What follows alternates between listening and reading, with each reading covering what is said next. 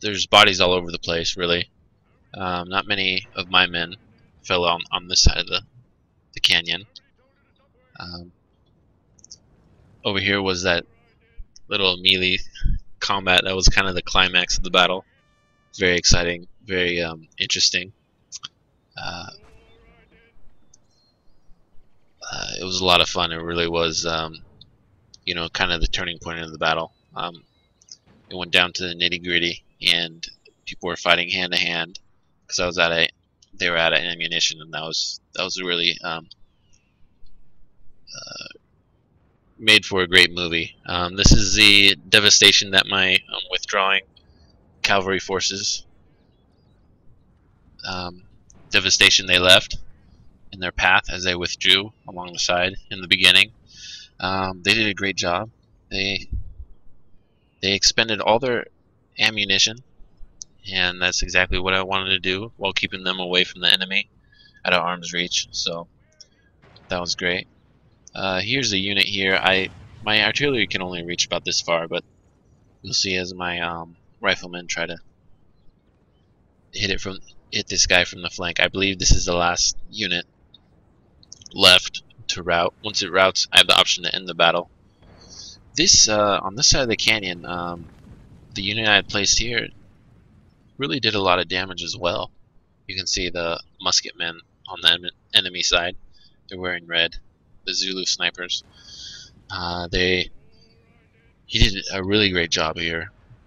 This really helped out my force. As long as also here in this region here, the men who were firing across the canyon here really helped me out.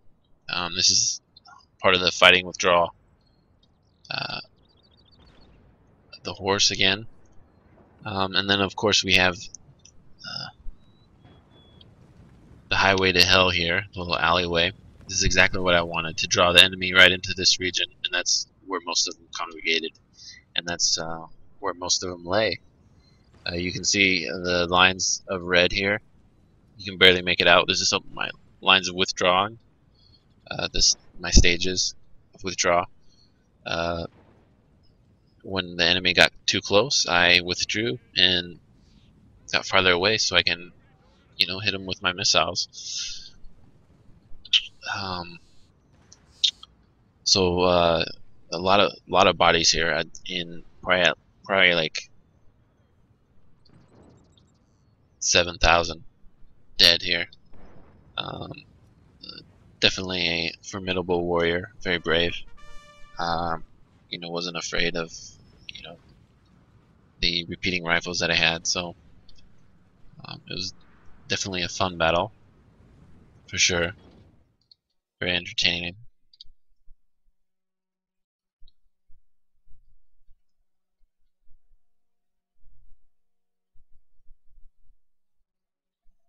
Just fast forwarding here now. Now I'm just trying to get within flank here. I'm just gonna fast forward here, and you'll see the rifles go off as these men drop, and my horses turning their flank as well.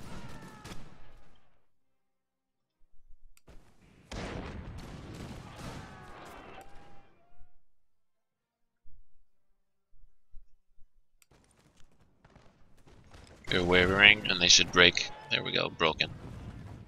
So yeah. So this is when I was given the option to either continue the fight or end the battle. And I clicked continue because I just wanted to have some time to talk about the battle. In real life, the battle, I don't know if I mentioned this, occurred to the northeast of the hill at Isandlwana. The hill's very distinctive here. The north side is the lower part, and it's narrow. It's narrow and long. There'll be a higher part and a lower part. Then the lower part is the north side, and this is the northeast. This is about where the camp was. It was devastated. I mean, it was just completely overran by the Zulu force. The Zulus came from this region here. I believe it was a little bit more hilly than this, but they came from the northeast. But in my game, they came from the east. So basically, I used the terrain to my advantage.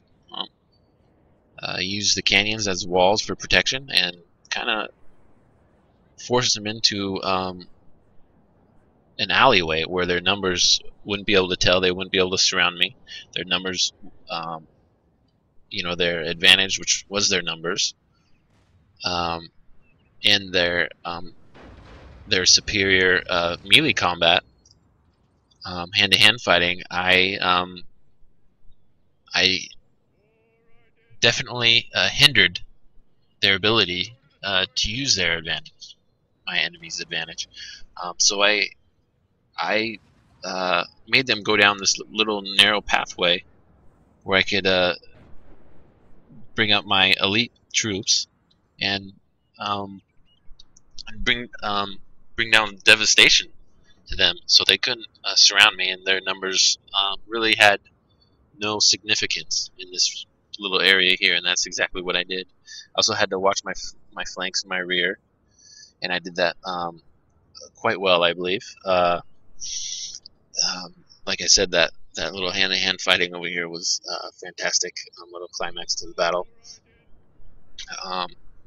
And I kept my distance as well as that technique I showed, withdrawing from line to line as I fell back, keeping the enemy at a distance as I fired volley after volley, and eventually the units would retreat. My artillery also helped. I used them to the best of my ability. They were always firing. The muzzles probably are still hot. And yeah, there's several different possibilities. I could have deployed the wagons. This isn't the only way to win. I believe there's several other ways to win, but the enemy outnumbered me so much. I took the safest bet. I took the most unradical idea, which was tried to limit the enemy's ability to overtake my force. Try to limit it as much as possible, because I knew they couldn't do any damage if they were on this side of the cliff, because most of them were melee troops, and they only a few had muskets. So as long as they're on this side away from my troops, I could rain hell on them. And you'll see here as the forces leave the battle. I'm fast forwarding now. Isandlwana occurred, like I said, on January 22nd, 1879. There was also a battle, famous battle. It was a British victory. It had a different outcome. It was a small British force, about 5,000. The Zulu force was about 5,000. The British force was about 158 or 170 or so. And the reserve army that fought in this battle, that was part of the main 20,000. The reserve force, I believe, attacked Rorke's Drift, which was to the south. The British held off the force. It was a 2-day battle overnight, and it's portrayed in the movie Zulu with Michael Caine, I believe. Great movie as well. The Battle of Isandlwana is portrayed in the movie Zulu Dawn with, I believe, Burt Lancaster. I'm not sure. And so yeah, you have that is how you win the Battle of Isandlwana. I was more than outnumbered. I was outnumbered more than 10 to 1. I used a 1-to-1 ratio for the actual historical numbers. It was the full size, full scale battle. I actually fought more Zulus than what the British fought. The British only engaged 12,000 of the 20,000, and the rest were in reserve. Like I said, they attacked Rorke's Drift. Chelmsford, who was in charge of the whole operation, got a lot of flack. Understandably, he actually wasn't at the battle. Like I said, he split his force, but he got a lot of criticism, mostly because of the ammunition problem, and he didn't deploy the wagon larder formation. So I, of course, had the advantage of hindsight. when I deployed my forces, I didn't underestimate my enemy's numbers. The British, unfortunately, did underestimate their enemy, and they lost about 1,300 killed. Here is the results of the battle. I deployed 1,400 myself, total about 18,000 exactly with all the allied numbers. My losses, I lost about half my army. My allies lost, they routed everything. You saw the rockets and the cavalry. The enemy force numbered 2,268 exactly. Sorry about that. Some of the numbers, some of the casualties on the armies vary. Some of them routed before they should have. But some of them sustained several. Some of them actually did a pretty good job against my forces. I believe this last army here, the fourth one down, had the Zulu snipers, the muskets, and that's why they killed 555 of my units. Now this is a per unit statistics. The 24th did some of the best, some of the most killing. Only 80 men killed about 1,000 Zulus.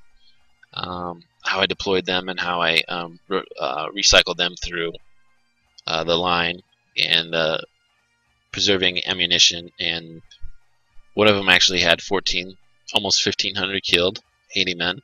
That's just amazing numbers right there. Let's see how many that is for that unit. What the ratio of killing is. Every man killed about 18.5 Zulus. That's just fantastic numbers.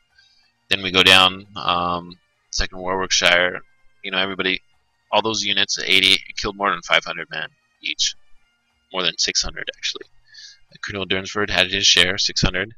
Artillery did about 200 each. You know, that was, you know, every numbers count on a Zulu force this large. Here's more of the mounted. About 850 there, 600 there. The Natal natives did good too as well, about 600 apiece. These guys only did about 400, but they only numbered 40, so that's, you know, that's fantastic. And this cavalry force killed 1,000. So, you know, it was a fun battle, exciting. The hand-to-hand combat there was really topped it off, frosting on the cake. But that, folks, is how you win the Battle of Isandlwana as the British. And I tried to be historically accurate within the confines, as much as I could, within the confines of the mod and the game. And I hope you enjoyed yourself. Thank you very much for watching. And this is Curtis Shimanya signing off.